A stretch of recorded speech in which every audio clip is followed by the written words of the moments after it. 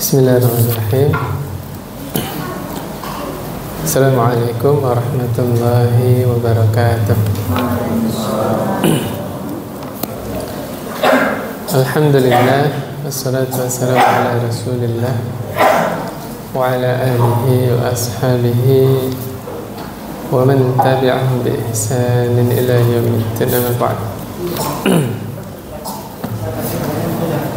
Allah Subhanahu wa ta'ala berfirman, innallaha la yughayyiru ma biqaumin hatta yughayyiru ma bi anfusihim. Ar-Ra'd ayat 11. Sesungguhnya Allah tidak merubah keadaan suatu kaum sampai kaum tersebut merubah keadaan mereka sendiri. Nggak usah bingung ya. Ini sedang bicara masalah takdir. Kesimpulannya, Allah telah mentakdirkan kejadian-kejadian di alam semesta ini terjadi. Ada yang namanya sebab dan akibat. Udah itu aja. Mau jadi orang kaya, ya rajin cari uang, tapi perhatikan etika ya. Jangan tidak peduli halal haram, semuanya dihajar. Akhirnya Allah tidak berkahi hartanya, rumah tangganya juga Allah tidak berkahi ya. Mau hidup apa adanya, ya sudah ya. Ada sebagian orang yang cari rezeki itu hanya untuk nyambung hidup saja. Yang penting ada buat makan hari itu, udah kebayar kontrakan ya, token nggak berisik, udah yang penting masih bisa ibadah. Ada yang seperti itu ya? Ada, subhanallah. Ala kulli hal, Allah mengajarkan kepada kita di surah Ar-Ra'd ayat 11 ini ada sebab dan akibat. Lapar, biar kenyang gimana? Ya makan. Terus kita diem aja, doa, ya Allah bikinlah saya kenyang, tapi nggak makan, bisa kenyang? Ya, ada sebab, ada akibat. Begitu juga yang punya masalah, mungkin sulit melunasi hutang. Apa kata Allah? Ya ayyuhalladzina amanu ista'inu bis-sabri was-shalah. Wahai orang-orang beriman, minta tolonglah kepada Allah dengan sabar dan sholat. Bukan sabar di situ diem aja nggak buat apa-apa, enggak. Harus diusahakan. Niat lunasi utang gimana caranya? Punya aset apa, jual, bismillah. Karena diantara ibadah itu adalah menunaikan amanah atau kewajiban. Nah, bayar hutang itu hukumnya apa? Wajib. Sesuatu yang wajib menurut ulama fikih apa artinya? Jika dikerjakan berpahala, jika ditinggalkan berdosa. Bayar hutang berpahala. Jujur guys, Bapak kalau ada yang minjem uang ke Bapak, terus orangnya bayar, seneng nggak? Memasukkan kegembiraan ke hati saudaranya. Ibadah bukan? Ibadah. Maka orang mukmin yang ngajinya benar berarti semangat melunasi hutang. Tentunya hindari yang namanya riba ya. Jangan dekat-dekat dengan riba. Kemudian An-Nahl ayat 92. Apa kata Allah?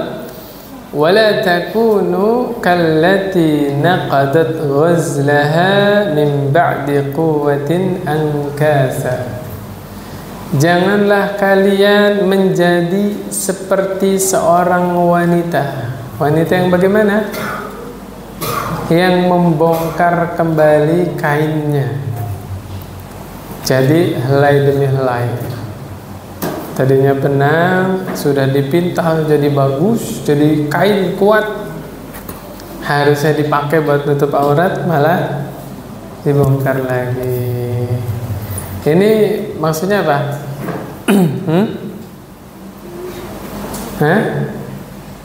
Bagi kita yang sudah mengenal hidayah, sudah bisa menjaga salat 5 waktu, hadir kajian, ya, melihat kajian di YouTube. Sebagian ada ikut HSI ya, kebanyakan ibu-ibu misalnya ya. Jangan balik lagi seperti dulu. Yang sudah pakai jilbab, bismillah, pertahankan, minta tolong sama Allah Subhanahu wa ta'ala. Jangan kembali seperti dulu. Ini biasanya ayat saya bawain setelah puasa Pak, Ramadan. Salat Id juga saya bawain ayat ini, ya. Yang kemarin salat malamnya tiap malam, betul nggak? Pas Ramadan bisa kan tiap malam salat malam? Masya Allah, 11 rakaat lagi. Kenapa di luar Ramadan kita nggak bisa? Walaupun 1 rakaat witir. Nah, tanya pada diri sendiri, jawab sendiri, ya. Kemarin Ramadan bisa khotam. Ada yang 2 kali, ada yang 3 kali. Kenapa setelah Ramadan nggak bisa khotam Quran? Walaupun 1 kali sebulan, ya kan? Nah, tanya pada diri sendiri. Jangan-jangan, ayo, kenapa Pak? Jangan-jangan dosa lah yang menghalangi kita untuk beramal soleh. Ya, dosa, Pak. Dosa-dosa yang kita kerjakan itu cukup menjadi penghalang untuk kita beramal soleh, ya, subhanallah. Makanya kata Utsman ibn Affan apa Pak? Lau tahurat qulubuna ma syabi'na min kalami rabbina.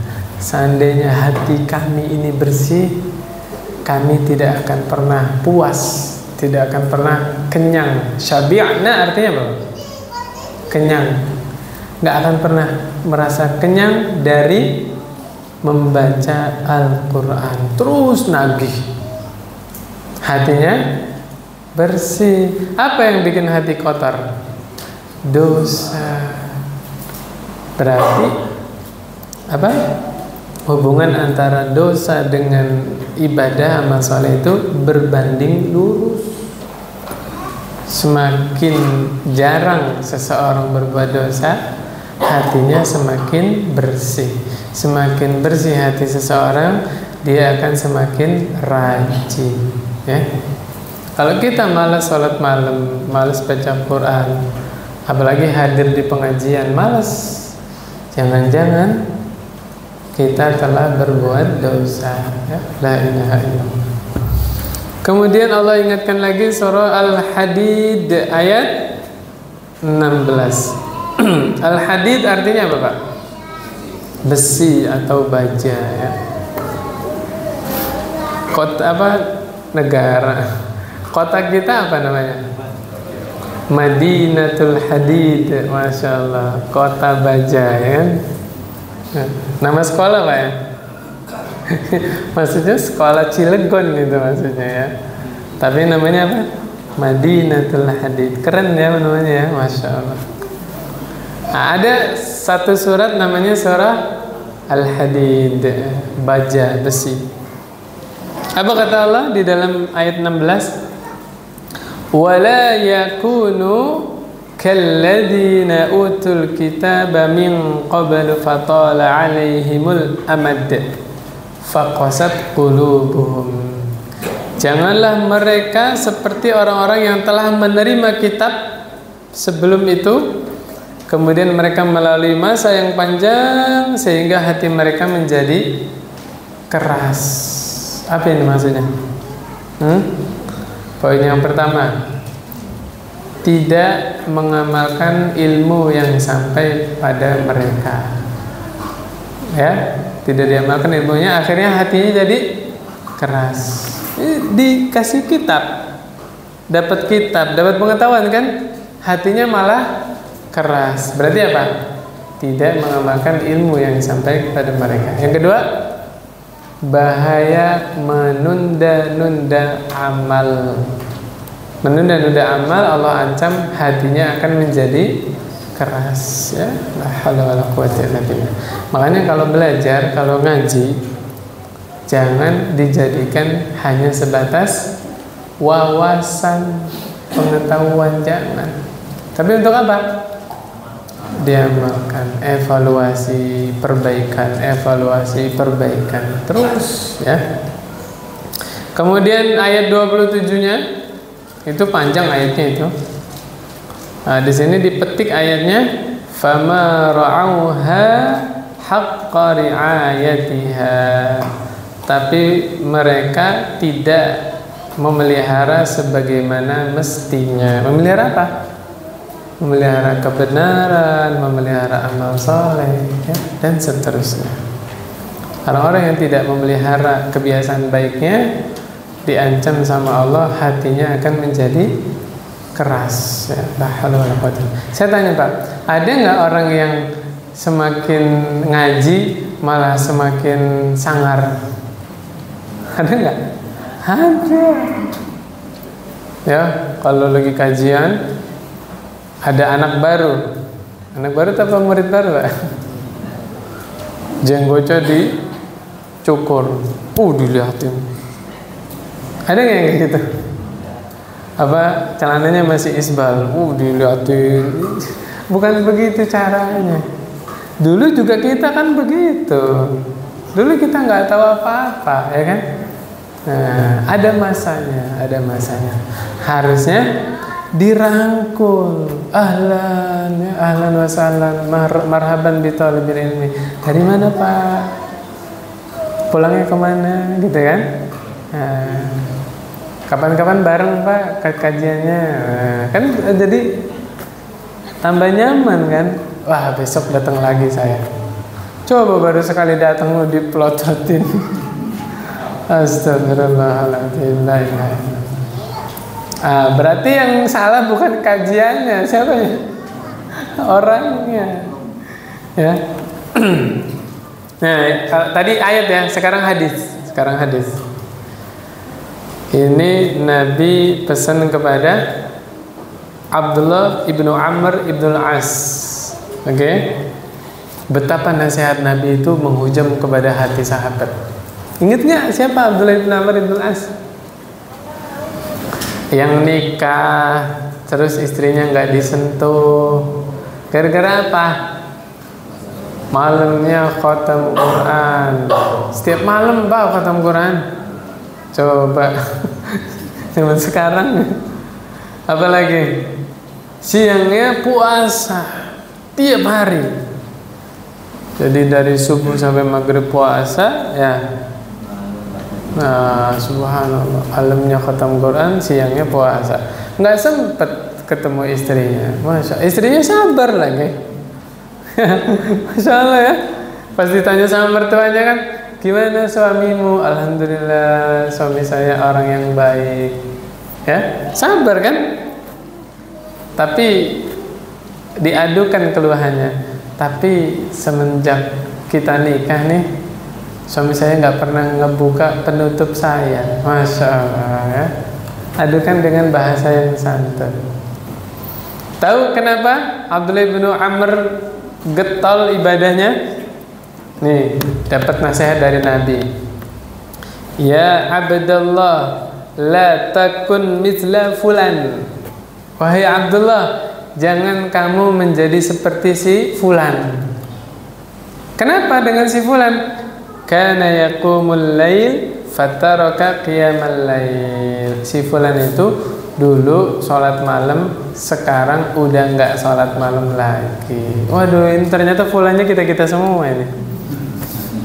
Kemarin sholat tarawih kan, sekarang udah nggak sholat malam lagi. Allah Akbar. Nabi nasihatin ke Abdullah bin Amr itulah, jangan seperti fulan. Makanya kalau memilih suatu amalan, pilih yang ringan. Targetnya apa? Istiqomah. Itu targetnya. Berapa nih? Saya mau ambil berapa rakaat nih salat malamnya? kira-kira kita bisa istiqomah. Jangan malam itu sholat, ayo berapa? 23 rakaat, woi, 6 menit selesai lagi. Besok nggak sholat lagi. Ya. Jadi targetnya apa? Istiqomahnya. Aduh, saya ini lemah baca Quran, nggak bisa tuh 1 juz sehari. Ya udah, mulai dari yang sedikit. Berapa? 1 lembar dulu deh. Yang dicari apanya? Istiqomahnya. 1 lembar dulu, 1 lembar. Gimana biar meningkat? Baca artinya. Baca artinya. Mudah-mudahan dengan baca artinya jadi penasaran. Nah, manusia kan yang apa? Paling melekat karakternya itu karakter apa? Penasaran. Jajal bapak bilang kepada istrinya sebelum berangkat kerja, "Neng, laci yang di dapur itu jangan dibuka ya. Nah, berangkat kerja, dibuka apa enggak?"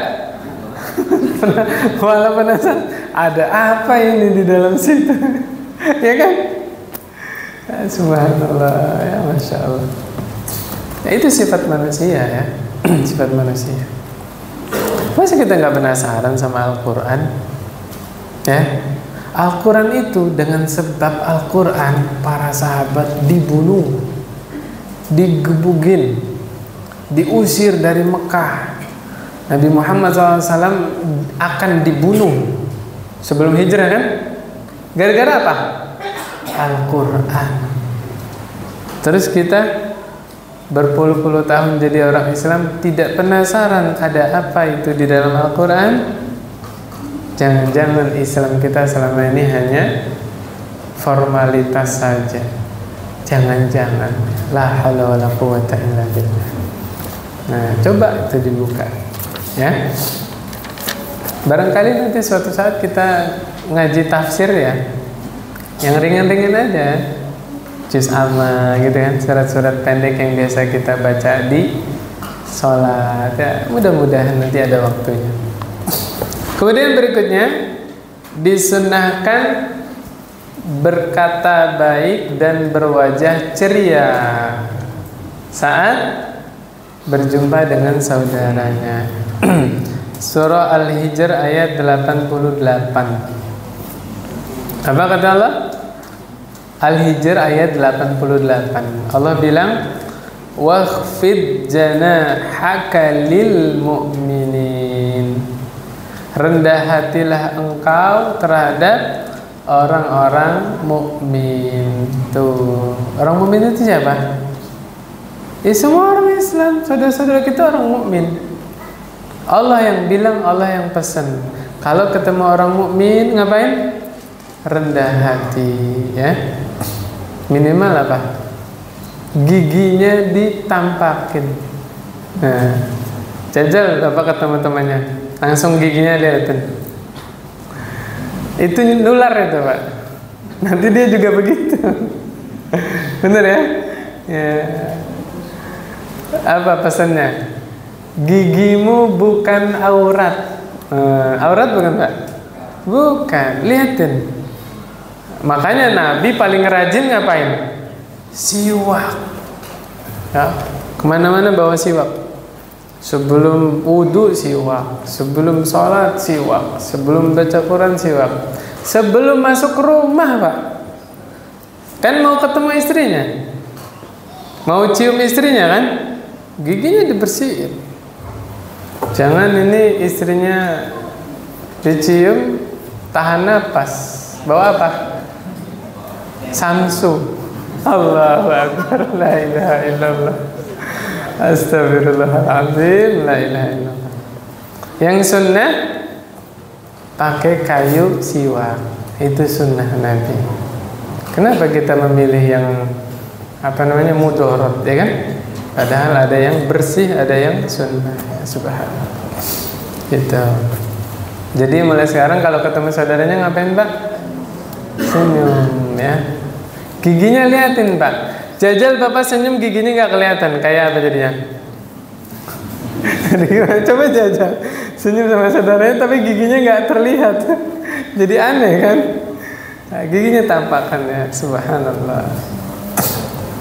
Kemudian Ali Imran ayat 159, apa kata Allah? Walau kunta faddan ghalidhal qalbi lam faddu min hawlik. Sekiranya engkau bersikap keras dan hatimu kasar, mereka akan menjauhkan diri dari sekitarmu. Tuh Pak, punten ini Pak ya. Al-Quran itu udah berat Pak. Inna sanulqi alaika qawlan thaqila. Al-Quran itu berat Pak. Kebenaran itu berat. Sunnah itu berat. Nabi menggambarkan sunnah apa? Seperti menggenggam bara api di akhir zaman. Udah sunnah itu berat, Quran itu berat, menerima kebenaran berat. Jangan diperberat dengan apa? Perilaku kita. Jangan. Orang-orang tambah sulit menerima kebenaran gara-gara apa? Perilaku kita. La haula wala quwwata illa billah.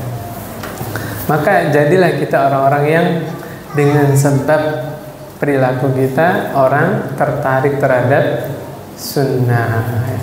Coba dulu waktu kita waktu masih awam, ingat nggak? Ngelihat orang cadar kayak apa? Teroris, ya, jenggotan teroris, cingkrang. Dulu, ya kan? Dulu kita nggak tahu apa-apa. Pas kita hadir, kita belajar, ternyata ada hadisnya ya. Jenggot Pak, ayat loh. Pernah nggak ketemu? Hah? Surah Toha kan? Ketika Nabi Musa ninggalin Bani Israel dititip ke siapa? Harun alaihissalam. Pulang-pulang Bani Israel nyembah apa? Pedet ya, pedet emas ya, patung sapi terbuat dari emas itu. Marah Nabi Musa kan? Dipegang jenggotnya Nabi Harun. Kalau di Indonesia marah megang apa? Megang baju. Pegang bajunya. Berapa duit nih? Dan merengnya. Orang dulu ya, para nabi dulu kalau marah megang apa? Jenggotnya. Orang Arab juga begitu, kalau marah jenggotnya dipegang. Apa kata Nabi Harun? La ta'khudz bi lihyati wala bi ra'si. Wahai saudaraku, jangan engkau pegang jenggotku, jangan engkau pegang kepalaku. Nabi Harun bilang kepada Nabi Musa. Berarti Nabi Harun jenggotan tidak? Jenggot. Artinya jenggot itu sunnah para nabi dan rasul. Dari dulu sudah ada syariatnya. Gitu ya, subhanallah. Makanya saya masih heran, masih mikir, apa kaitannya jenggot dengan apa? Penampilan rapi. Di sebagian perusahaan kan suruh dicukur tuh. Biasanya yang masih kroco disuruh cukur. Udah atasan udah ngaji mah bebas. Ya kan? Satpam tuh suruh dihabisin. Apa hubungannya penampilan rapi sama jenggot? Ya, subhanallah.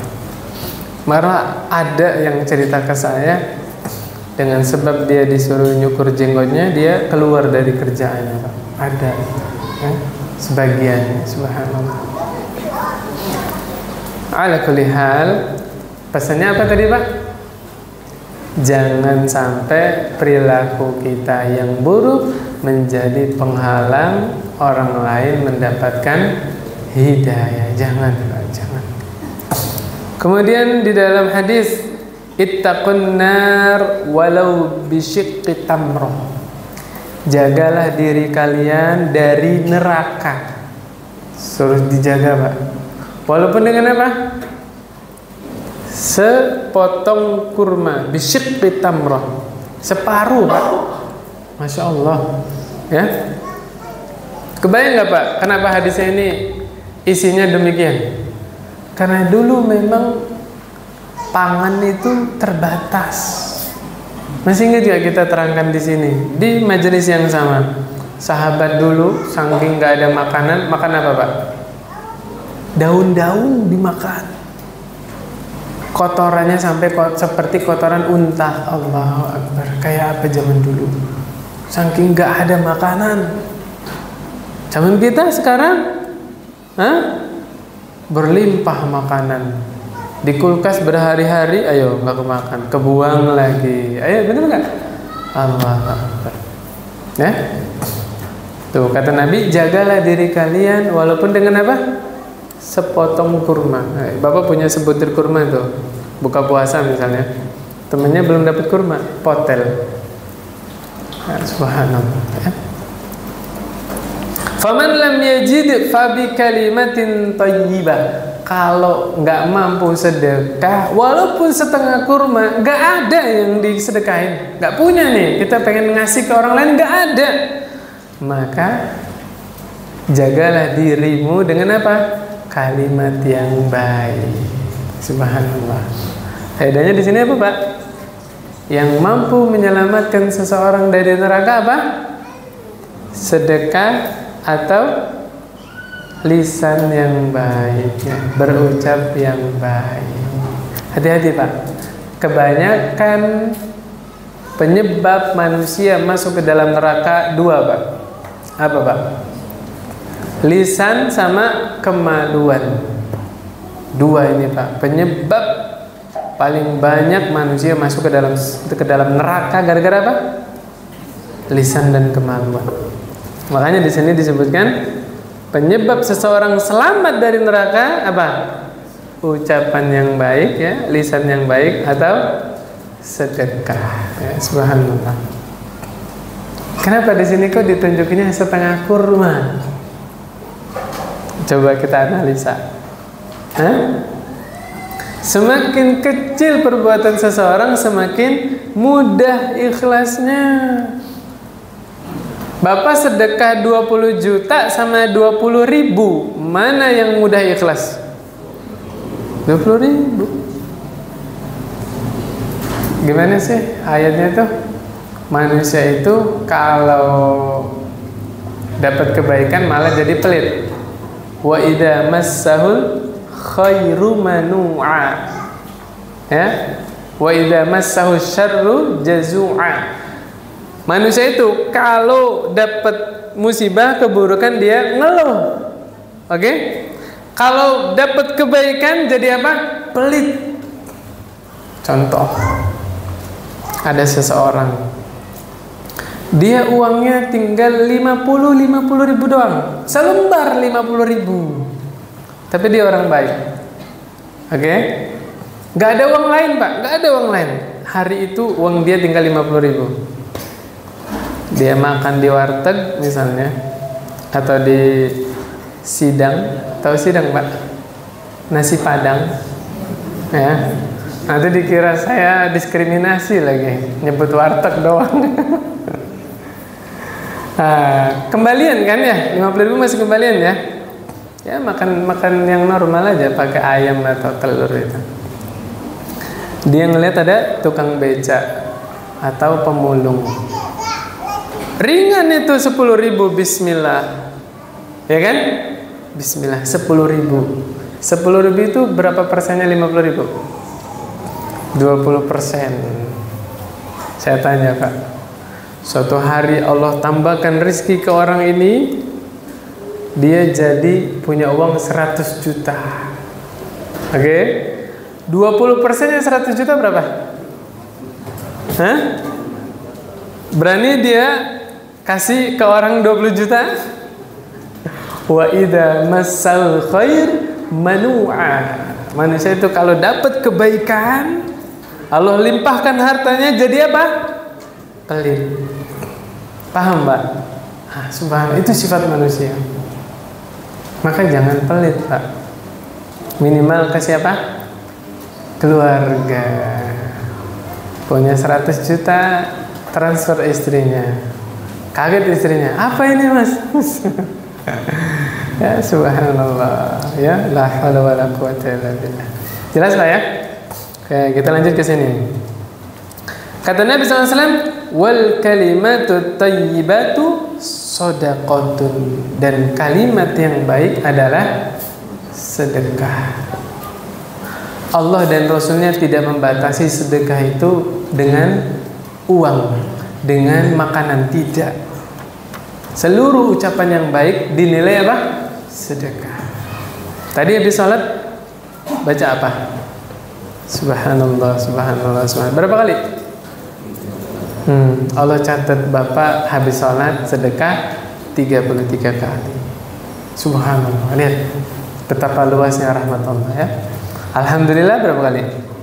33. Allahu Akbar 33. Ditutup dengan La ilaha illallah wahdahu la syarikalah lahul mulku wa lahul hamdu wa huwa ala kulli syai'in qadir. Lihat Pak, ucapan itu kalau di menit, Bapak lihat menit, paling 1 atau 2 menit, tapi pahalanya Bapak dihitung telah sedekah berapa? 100 kali sedekah. Allahu Akbar.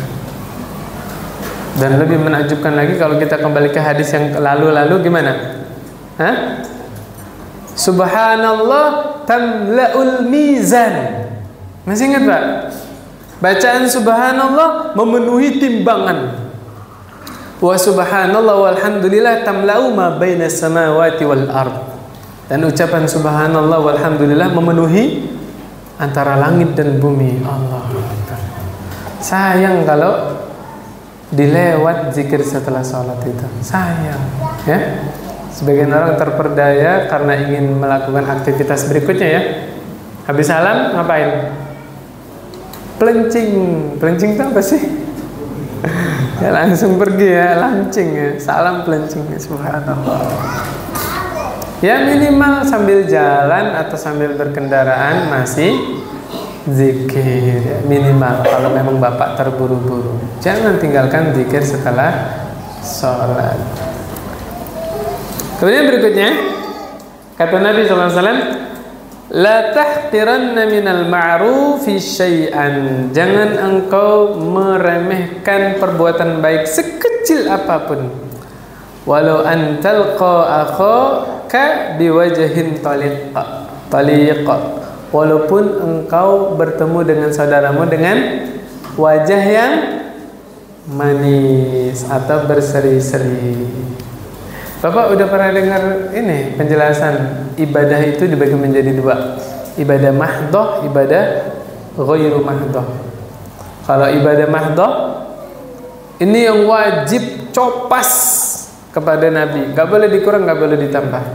Itu mahdhah. Kalau ghairu mahdhah tidak mengapa walaupun tidak sesuai bagaimana Nabi mengerjakan. Contoh apa? Nikah. Nabi dulu nikah dengan Khadijah ya. Nabi Muhammad SAW nikah dengan Khadijah radhiyallahu anha, maharnya berapa? 20 ekor unta. Bapak mau nyontoh Nabi? Ayo. Nah, ini namanya ghairu mahdhah ya.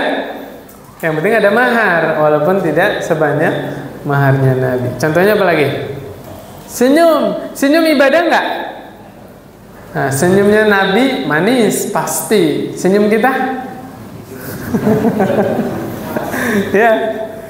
Walaupun agak kurang manis sedikit, tetap dinilai ibadah. Gitu Pak ya?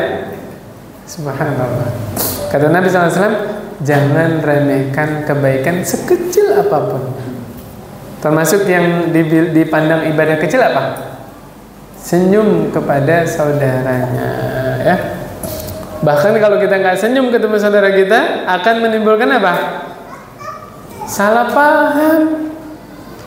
Padahal kita nggak ada masalah, tapi karena saya datang bawa masalah, jadinya nggak senyum ya kan? Bener nggak? Ya, subhanallah. Coba jajal Bapak pulang ke rumah. Assalamualaikum. Dibukain pintu sama istrinya. Bapak lempeng mukanya, nggak ada senyum. Istrinya gimana itu? Mas, kenapa? Pasti nanya gitu kan? Hah? Jadi yang paling benar adalah ketemu saudara muslim senyum ya. Itu udah paling benar. Yang berikutnya, dulu saya salah paham ini Pak.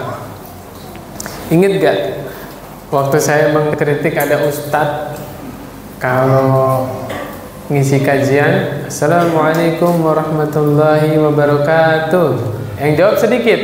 Waalaikumsalam warahmatullahi wabarakatuh. Yang sebelah sana belum ada. Saya ulangi lagi ya. Assalamualaikum. Diulang-ulang. Pernah dengar kayak gitu? Ada kan? Saya kritik tuh. Karena hadisnya menjawab salam itu hukumnya apa? Hah? Fardu kifayah. Fardu kifayah artinya apa? Kalau sudah ada yang mewakili, yang lain gugur kewajiban. Artinya, nih saya salam nih ke jamaah. Yang jawab satu orang doang. Cukup? Cukup. Yang lain tidak berdosa, kan gitu ya. Tadi ini saya kritik tuh Ustadz yang ulang-ulang salamnya kan. Sekarang nemu hadis, Pak. Oke, kita bacakan nanti ya. An Anasin radhiyallahu anhu, dari Anas radhiyallahu anhu, anna Nabiy sallallahu alaihi wasallam kana idza takallama bi kalimatin a'adaha salasan hatta tufhama anhu. Anas bin Malik menjelaskan karakternya Nabi. Nabi itu sallallahu alaihi wasallam kalau berbicara, pembicaranya itu diulang 3 kali sampai yang mendengar paham. Makanya Bapak sering dengar sama saya. Ayat berapa, Pak? Ar-Ra'd ayat 11. Ya. Udah dibuka Ar-Ra'dnya, diulang gitu lagi. Ya. Biar apa? Biar membekas. Nah, Nabi seperti itu. Diulang-ulang pembicaraannya. Nah, ini fikih buat siapa yang biasa ngomongin itu? Narator. Apa? Istilahnya apa? Apa humas? Nggak tahu saya. Ya, itu tidak mengapa diulang-ulang. Ya, diulang-ulang nggak apa-apa. Intonasinya agak diperlambat supaya apa? Supaya diterima oleh jamaahnya jelas. Infonya jelas nyampenya sehingga yang mendengar tidak salah paham. Jelas ya? Itu diulang-ulang nggak apa-apa. Lanjutannya, Pak. Wa iza ata ala qaumin fasallama alaihim sallama alaihim salasan. Nabi apabila mendatangi suatu kaum, Nabi mengucapkan salam kepada kaum tersebut. Salamnya berapa kali? 3 kali, Pak. Masya Allah. Ini saya tarik ucapan saya yang lalu ya. Ternyata boleh salam 3 kali. Jadi misalnya seorang ustadz mengisi kajian, Assalamualaikum warahmatullahi wabarakatuh. Dijawab, Waalaikumsalam. Ibu-ibu sana masih ngobrol, ngomongin arisan. Diulang lagi sama ustadznya, Assalamualaikum. Nggak apa-apa. Karena ada hadisnya, tidak mengapa. Itu juga dalam rangka apa? Menarik perhatian. Gitu. Nggak apa-apa perhatiannya penasaran atau kesel. Ustadz nyebelin amat sih. Salamnya sekali aja, nggak apa-apa. Yang penting sudah perhatiin saya gitu. Nah, baru nanti disampaikan materinya ya. Jadi tidak mengapa salamnya 3 kali ya, subhanallah. Kemudian dari Aisyah radhiyallahu anha, qalat, beliau berkata, kana kalamu Rasulillah sallallahu alaihi wasallam kalaman faslan yafhamuhu kullu man yasma'uhu. Nabi Muhammad sallallahu alaihi wasallam kalau bicara ya, bicaranya itu dengan perkataan yang jelas yang dapat dipahami oleh setiap yang mendengar. Jelas. Jadi ada termasuk sunnah Nabi apa, Pak?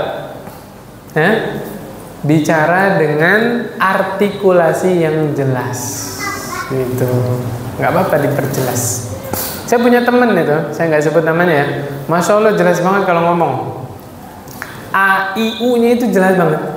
Ya. Al-Quran tidak boleh taruh di bawah. Jelas nggak, Pak? Nah, kayak gitu ngomong itu. Ada teman saya seperti itu. Kalau kita dengar itu, jelas banget. Subhanallah.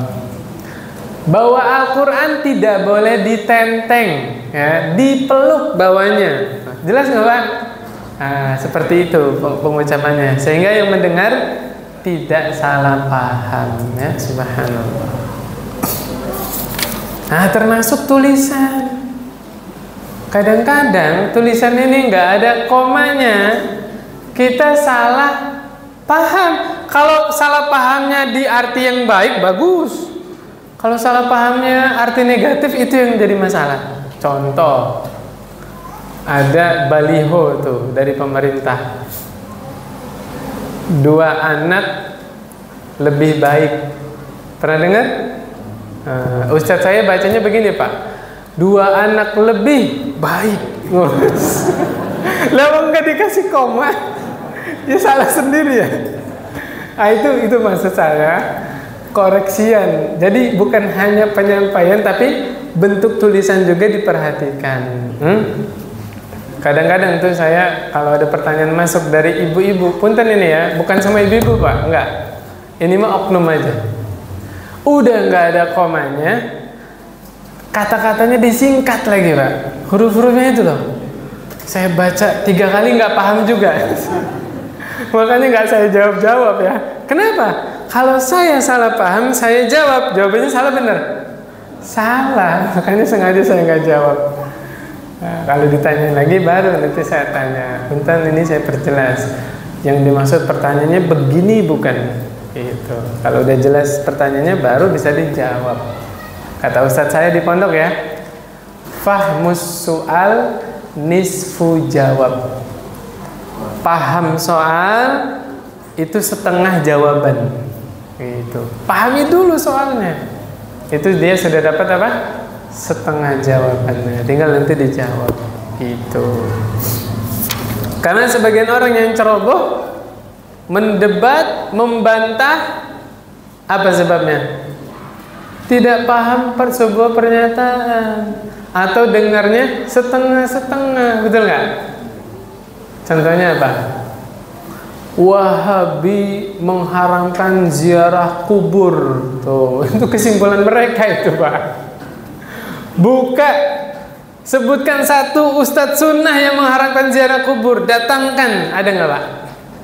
Nggak ada. Yang ada kita ngajarin fikih, di situ ada sunnah ziarah kubur. Ada nggak? Ada. Coba buka di kitab fikih. Ziarah kubur hukumnya apa Pak? Sunnah. Nah, kan gara-gara salah paham kan? Gitu. Makanya biar tidak salah paham, yang pertama boleh diulang-ulang penyampaiannya, diperjelas artikulasinya. Kalau tulisan diberi apa tadi? Tanda, kalau perlu koma, ya, jeda, titik, ya, dan seterusnya. Jadi yang benar 2 anak atau 2 anak lebih Pak? Kembali kepada apa? Kemampuan masing-masing. Ya benar ya Pak ya? Ya silakan. Ingat Pak, banyak anak sunnah, mendidik anak wajib. Jangan mendahulukan, memprioritaskan yang tidak wajib, tapi mengabaikan yang wajib. Itu harus dipegang, harus diperhatikan. Itu. Jadi ketika bertindak penuh dengan hikmah dan bijaksana. Masih ada waktu? 2 menit. Kita lanjut. Yang berikutnya ya. Ketika Nabi sallallahu alaihi wasallam Hajjatul Wada', apa itu Hajjatul Wada'? Haji Wada'. Kenapa disebut Haji Wada'? Haji terakhirnya Nabi. Setahu saya Nabi di dalam Islam haji itu sekali doang Pak. Bayangin Masya Allah. Nabi Muhammad SAW, manusia terbaik. Nabi Muhammad SAW berapa kali hajinya? 1 kali. Ya, disebut Hajjatul Wada'. Wada' itu artinya apa? Perpisahan. Kenapa? Karena bulan Zulhijjah Nabi haji, bulan Rabiul Awal Nabi meninggal. Coba hitung, habis Zulhijjah. Nah haji kan awal Zulhijjah ya, berarti dihitung Zulhijjahnya. Zulhijjah, Muharram, Safar, Rabiul Awal, Rabiul Awal ya, 4 bulan doang. Ya, kisaran nggak lebih dari 4 bulan setelah haji Nabi meninggal. Ya bisa dibilang 3 bulan lah, karena Nabi meninggal awal Rabiul Awal kan. Iya, subhanallah. Ngapain? Nabi khutbah Bayangin Pak, dulu belum ada speaker. Jamaah haji berapa ribu? Ya kan? Maka Nabi minta tolong kepada Jarir bin Abdillah, istansitin nas. Nabi bilang kepada Jarir, orang-orang suruh diem dulu. Supaya apa? Supaya Nabi pembicaraannya mudah dipahami, mudah didengar, mudah dicerna, sehingga yang mendengar tidak salah paham. Gitu. Jelas Pak ya? Jadi boleh ada sunnahnya sebelum memulai pembicaraan, diajak perhatian dulu. Saya kalau nenangin murid-murid SD ya, isti'dadan, siap gitu kan, musta'idan, masih ada ngobrol tuh, langsung saya ngomongnya pelan, coba dengerin, masih ada suara, siapa itu yang ngomong? Baru ada diem semua, ada denger semua, baru dimulai kita. Subhanallah. Ini jawaban kemarin ada yang nanya, kalau share poster kajian terus dia nggak hadir kajian, gimana hukumnya gitu ya? Nah, ini ada hadisnya, masya Allah. Saya nemu hadisnya nih. Ya, hadisnya begini.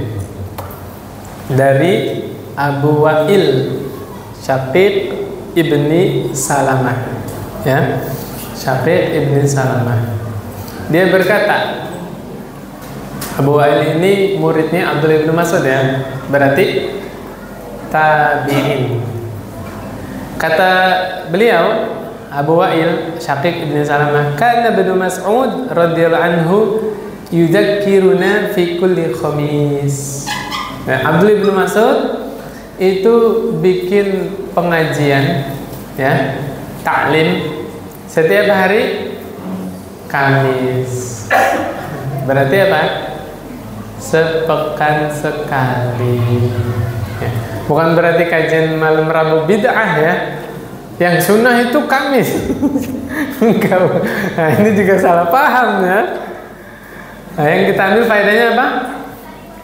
Sepekan sekali. Abdullah bin Mas'ud mengadakan pengajian berapa durasinya? Rentang waktunya ya, sepekan sekali. Maka faqala lahu rajulun, seseorang berkata kepada Abdullah bin Mas'ud, ya Aba Abdirrahman. Abdullah bin Mas'ud punya kunyah, siapa kunyahnya? Abu Abdirrahman. Masya Allah, bagus nih. Lawadittu annaka dzakkartana kulla yaum.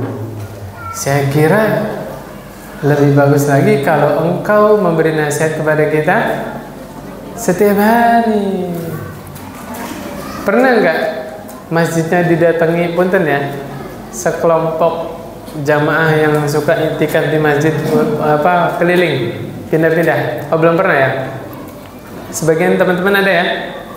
Habis sholat naik mimbar baca Fadhail Amal, ya kan? Bener gak? Bukan tiap hari, tiap habis sholat. Ini pernah diusulkan kepada Abdullah bin Mas'ud. Sahabat loh yang ngisi kajian, sahabat loh, sahabat Nabi ya. Sahabat yang dijamin masuk surga. Kata Rasulullah SAW, itu betisnya Abdullah bin Mas'ud kalau ditimbang di mizan ya sama gunung Uhud, lebih berat mana? Betisnya Abdullah bin Mas'ud. Saking kakinya itu selalu digunakan untuk di jalan Allah, untuk berjihad, untuk menemani Rasul dan yang lain-lain. Apa kata Abdullah bin Mas'ud? Amma innahu yamna'uni min zalika anni akrahu an umillakum. Satu hal yang menghalangi saya memberikan kajian tiap hari ke kalian, kata Abdullah bin Mas'ud, aku sangat khawatir kalian akan merasa jenuh, bosan tiap hari pengajian. Nggak munafik Pak, nggak dipungkiri, namanya manusia itu ada bosannya, ada jenuhnya, ada futur. Tahu futur lah? Jadi sesuatu itu yang paling baik yang bagaimana? tengah-tengah. Jangan terlalu berlebihan. Jangan kurang, jangan juga lebih. Ya, tengah-tengah. Kata Abdullah bin Mas'ud, wa inni atakhawwalakum bil mau'izah kama kana Rasulullah sallallahu alaihi wasallam yatakhawwaluna biha makhafatas sammati alaina. Aku ini memilih, ya, sudah mengkondisikan kajian sepekan sekali sebagaimana Nabi juga dulu menasihati kami. Karena Nabi juga khawatir membuat kami bosan. Kata siapa ini? Abdullah bin Mas'ud. Jadi jawaban saya yang kemarin share kajian, kemudian dia tidak hadir, dilihat keadaannya. Seandainya dia sudah hadir sepekan sekali, ya kan? Dia juga khawatir bosan, khawatir menjauh dari agama. Nah, share poster tadi dalam rangka apa? Loyalitas. Ya, saya nggak hadir, tapi saya pengen bantu. Mudah-mudahan yang lain senggang bisa hadir, ya kan? Begitu. Jadi dilihat keadaan. Berarti nggak masalah, insyaallah. Kemudian di dalam ayat, ud'u ila sabili rabbika bil hikmati wal mau'izatil hasanah. Ajaklah manusia ke jalan Rabbmu, ajaknya dengan apa? Hikmah. Hikmah itu apa? Sesuai pada tempatnya, sesuai situasinya, keadaannya, ya, dan seterusnya. Dan pengajaran yang baik, wal mau'izatil hasanah. Hukum asalnya kita mengajak manusia kepada kebaikan itu dengan cara apa?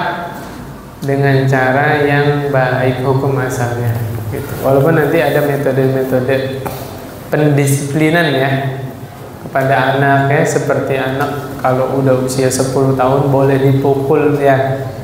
Tapi hukum asalnya diapain? Diajarin dulu kan? Diajarin terus diajak sholat, nggak langsung pukul kan? Ini anak nggak pernah diajakin sholat ke masjid, nggak pernah diajarin. Bapaknya hari itu nemu hadis itu tuh, tiba-tiba anaknya dipelototin, anaknya nggak ngerti apa-apa. Loh, kamu nggak dengar azan? Langsung dihajar, cedar. Ya bukan begitu caranya. Dari umur berapa Pak anak-anak dikenalkan sholat? 7 tahun. Makanya yang anaknya masih 6 tahun, 5 tahun belum bisa anteng di masjid, jangan dibawa ke masjid. Nabi nyuruhnya ngajarin sholatnya umur berapa? 7 tahun. Nah, kecuali anaknya bisa dibilangin, ya, bisa anteng di masjid, walaupun masih 3 tahun, 4 tahun, silakan diajak. Makanya Bapak Ibu, ya, jangan pernah bosan mendoktrin anaknya. Setiap mau berangkat ke masjid, nah, masjid itu tempat ibadah loh, nggak boleh lari-lari di masjid, nggak boleh. Tunjukkan bahwa main-main di masjid itu adalah kemungkaran, sehingga anak kita paham, gitu ya. Terus didoktrin sampai menyatu di dalam hatinya, sehingga menjadi karakter anak kita, gitu. Kemudian berikutnya, ini nasihat buat para khotib, ya. Kata Nabi sallallahu alaihi wasallam, inna tula salatir rajul wa qisara khutbatih ma'innatun min fiqhihi. Sesungguhnya di antara tanda fikihnya seseorang, ya, faqih. Faqih itu apa? Paham agamanya itu bagus, pemahaman agamanya bagus. Ini orang kalau sholat panjang, kalau khutbah singkat. Ingat para khutbah, ya, para khotib. Kita lagi khutbah, bukan lagi tablik akbar. Jadi kalau khutbah berapa menit? 10 atau 15 menit, ya. Tablik akbar lain lagi. Ya, kalau bahasa kita mah kalau khutbah Jumat itu apa? Ayat, hadis, kalam ulama, kesimpulan, udah selesai. Gitu. Jelas Pak, ya? Berarti sholatnya harus lebih lama. Tadi kita kajian berapa jam? 1 jam. Sholat isyanya 1,5 jam. Kuat lah. Makanya tadi di awal saya bilang apa ini? Khutbah Jumat. Coba hadis ini kalau kita pahami kajian kita malam ini. Siap Pak, sholat isya sampai jam 9. Bapak siap, sayanya nggak siap. Gitu Pak ya. Jadi maksudnya hadis ini tentang apa? Khutbah Jumat. Makanya jangan ngode-ngode imam. Ya? Imamnya lagi sholat Jumat baca Al-Jumu'ah ya. Udah berapa? Setengah halaman di sana. Ya Allah, hafalannya hilang gitu Pak. Jadi salah-salah nanti ya. Allahu Akbar. Cukup Pak ya. Subhanakallahumma bihamdik asyhadu an la ilaha illa anta astaghfiruka wa atubu ilaik. Assalamualaikum warahmatullahi wabarakatuh.